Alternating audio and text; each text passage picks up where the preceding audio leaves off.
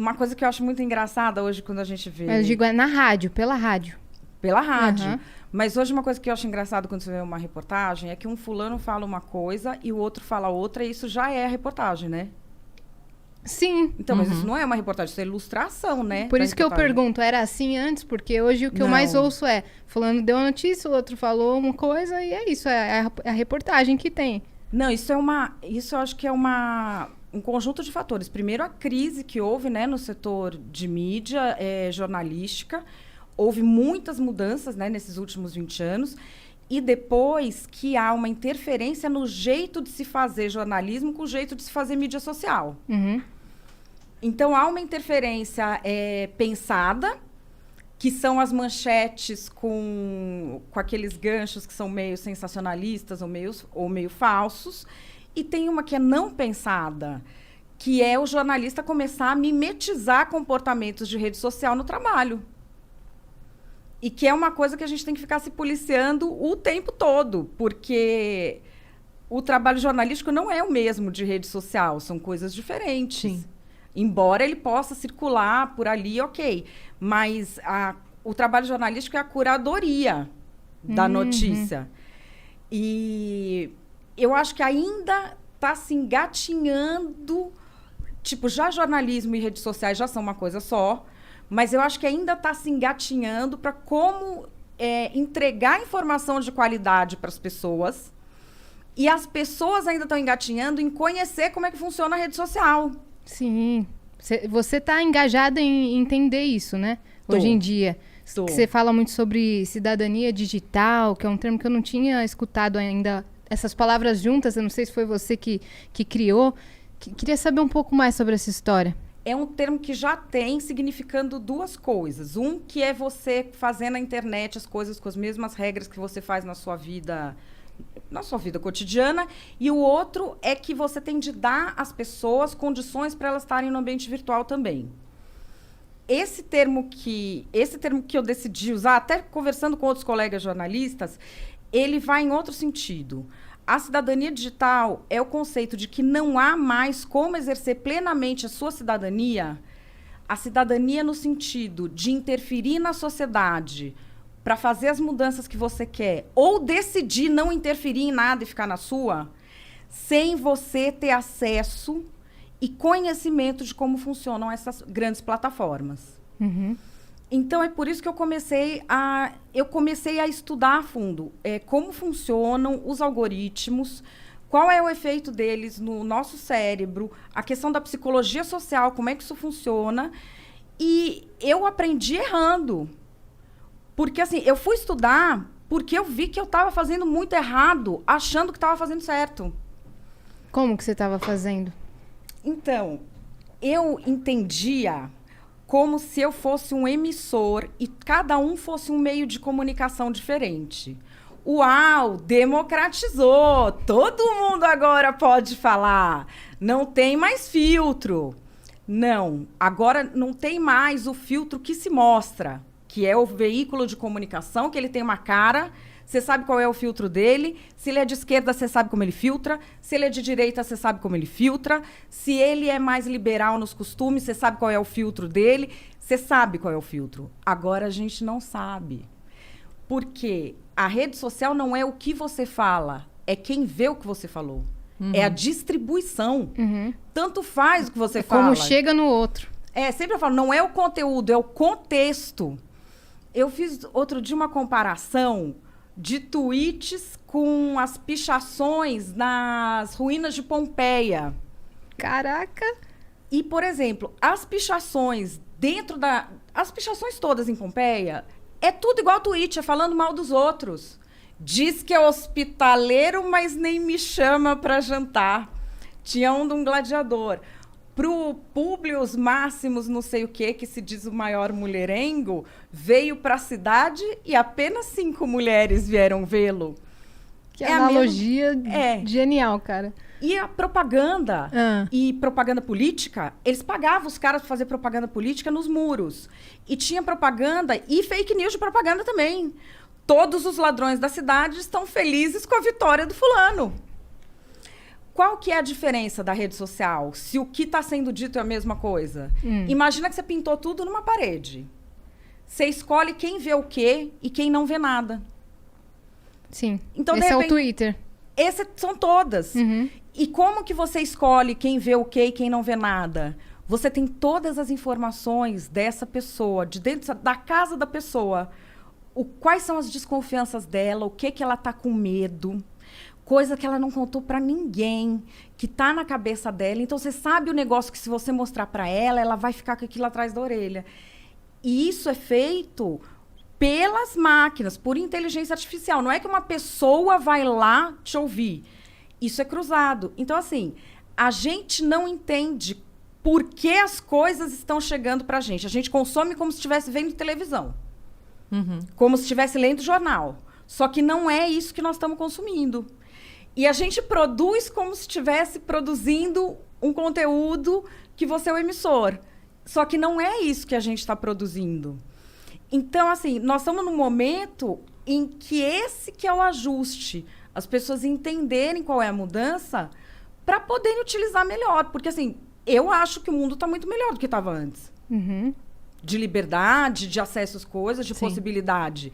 Avanço tecnológico, tudo. Não é? De possibilidade também de trabalhar, que não tem só 3, 4 lugares, você pode fazer mais coisas, você pode... Tem mais acessos. Então, por isso que eu tô, assim, muito dedicada a isso, da cidadania digital.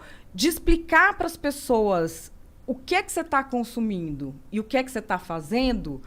Porque quando as pessoas entenderem o que é, elas vão conseguir usar direito. Eu acho que é só a questão desse ajuste que a gente está aí nesse meio do caminho, sabe? Existe uma preocupação que você sente da classe ou você se sente meio sozinha? Eu pergunto isso porque, assim, um amigo meu que é jornalista, ele falou outro dia que é muito estranho ele pensar que ele se formou numa faculdade de jornalismo que não tinha ainda nada sobre redes sociais. Porque não tinha mesmo na época para se estudar. Então, o que tem? Ok, agora tem, beleza, agora tem. Mas essa galera que está se formando agora, que está se formando nos últimos 5 anos, até que eles estejam no mercado, relevantes no mercado a ponto de ser o chefe, a ponto de ser o editor-chefe de um jornal, vai demorar ainda um pouco, né? Então, a gente ainda tem pessoas que estão lá que se formaram numa época que não tinha nada de estudo sobre isso. Você sente uma movimentação geral, assim, da classe? O que eu sinto, tem um livro que eu adoro, que é de um cara chamado Daniel Bernstein. Ele foi o chefe da biblioteca do Congresso norte-americano. Ele tem um livro da década de 60, chama The Image, que ele fala da criação dos não-fatos. Criação dos não-fatos era o quê? Entrevista coletiva. Desde quando que a entrevista coletiva é um fato? Quem tem que determinar qual é o fato relevante para o público é o jornalista. Começa a entrevista coletiva no Congresso americano. Você já mandou o jornalista lá, você tem que publicar alguma coisa, correto? Porque tem um espaço no jornal para preencher. Sim. Aquilo não era um fato. E aquilo é alçado ao patamar de fato. Aí você tem foto-op, você tem toda a indústria do entretenimento que se monta em cima desses não-fatos que ele vai falando no Congresso e que toda a indústria de Hollywood ela vai se montando em cima dos não-fatos. Nós já fomos montados na geração não-fato. Também a gente vem com todos esses dedos que na minha época era assim, não era muito bem assim. Porque tinha, por exemplo, porque economia, não sei o quê. Não, a gente ia nas coletivas da Fiesp toda segunda. Tinha ou não tinha notícia. E tratava aquilo como se notícia fosse. Então, assim, a gente já não estava mais nesse vínculo com a realidade. E existe uma coisa que tem nesse livro que eu li, eu sempre fico com isso na cabeça, que assim, o maior inimigo do conhecimento não é a ignorância, é a ilusão do conhecimento. Nossa, total. Total. E o jornalista acha que sabe. E eu achava que eu sabia pra caramba. Por quê? Porque em 2001 eu fui fazer um curso de Computer Assisted Reporting na Universidade de Austin, no Texas. Nossa. Depois eu fiz de novo Computer Assisted Reporting para Investigative Journalists no Arizona. Que isso? Aí eu fiz o launch da Change.org, que é essa empresa de abaixo-assinado, sabe? Fui diretora de comunicação deles para a América Latina. Fui estudar tudo sobre gerenciamento, modelagem, tratamento de dados. Falei, mas não entendo tudo, cara, isso aí.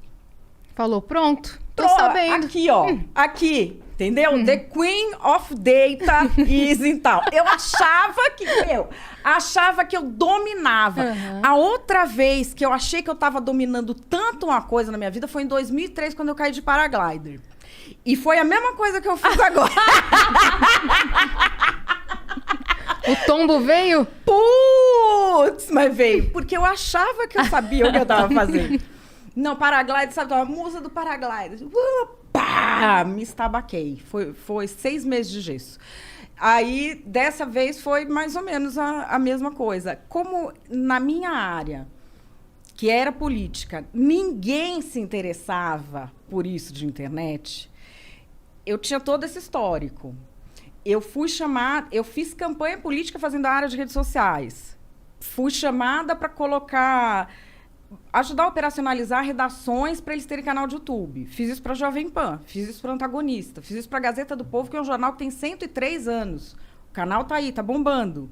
Tipo, nem eu mais estou fazendo vídeo no canal, o canal tá em pé, entendeu? Todos os canais Você que eu fez construí estão em acontecer pé. para eles o digital. Fiz acontecer para 3 que estão bombando. É verdade.